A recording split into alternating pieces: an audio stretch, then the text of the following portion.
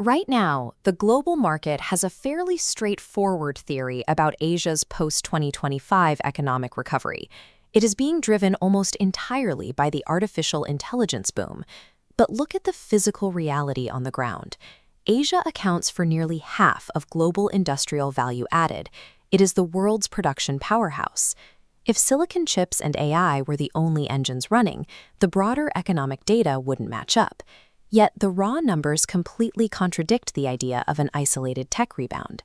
Comparing the 2017-2018 recovery, Asia's purchasing managers' indices hit multi-year highs, and capital goods imports surpassed previous peaks. Secondary non-tech exports are climbing sharply since late 2025. This heavy industry boom is a structural supercycle, projected to hit a massive $16 trillion run rate by 2030. This supercycle is fueled by what economists call Capex, or capital expenditure. Put simply, it's the money corporations and governments spend on heavy machinery, factory construction, and physical infrastructure, the spending required to build other things. The first wave of this spending starts with the AI supply chain. U.S. tech giants are pushing server demands so high that Asian chipmakers are forced to massively increase capital expenditures just to physically manufacture the hardware. At the exact same time, domestic corporations across Asia are aggressively spending on localized AI infrastructure so they don't fall behind the U.S. market. But running these sprawling server farms creates an immediate physical bottleneck. They require massive, continuous electricity, putting an immense strain on regional grids. All that digital expansion requires physical energy. To support it, national electrical grids across the continent have to be completely overhauled. Volatile global oil prices, combined with those soaring AI power demands, make localized energy security a strict requirement. While China has heavily prioritized the green power transition, governments across the rest of Asia are rapidly accelerating sovereign spending to secure energy independence.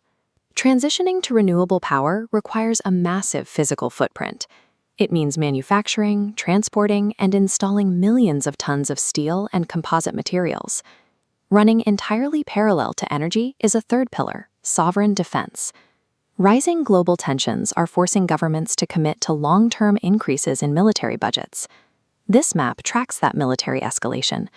China's budgeted defense spending is outpacing its GDP growth. India has increased its defense budget by 18% for the year. Meanwhile, Japan, Korea, and Taiwan are aggressively targeting defense budgets of nearly 3% of their GDP. Pressures of energy scarcity and military vulnerability are forcing governments to inject trillions of dollars into heavy industry, completely independent of the tech sector. Defense, energy, and AI all require the exact same foundational building blocks to scale: raw materials and heavy machinery. When three massive, disconnected sectors place identical demands on the market at the exact same time, it creates an immediate shock to the supply chain. This flowchart reveals the knock-on effect. Demand from AI, energy, and defense forces the secondary machinery sectors to immediately raise capital expenditures. Tracking this down the chain shows that scaling production requires massive new orders for raw commodities like copper, iron, and lithium. This cascading supply chain reaction is the mechanical engine of a supercycle. Isolated government and corporate spending merge into an unavoidable region-wide industrial boom. Asia holds a distinct systemic advantage to capture the wealth generated by this transition. The region already accounts for nearly 50% of the world's entire industrial value added.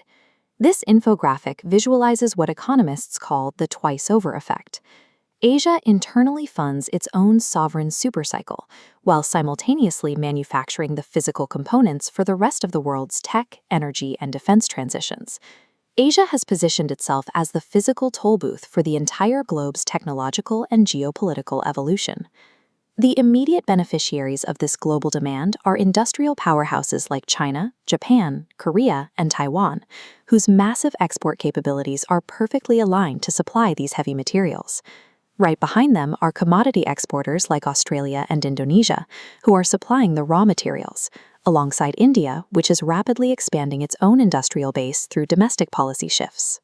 Pushing $16 trillion through an industrial supply chain results in two very tangible downstream consequences: widespread regional job creation and surging wage growth. And when wages grow across an entire continent, you see a permanent structural rise in everyday domestic consumption. Building factories and fabricating chips is the mechanism. The actual result is the concrete foundation for the most robust economic era in the East since the early 2000s.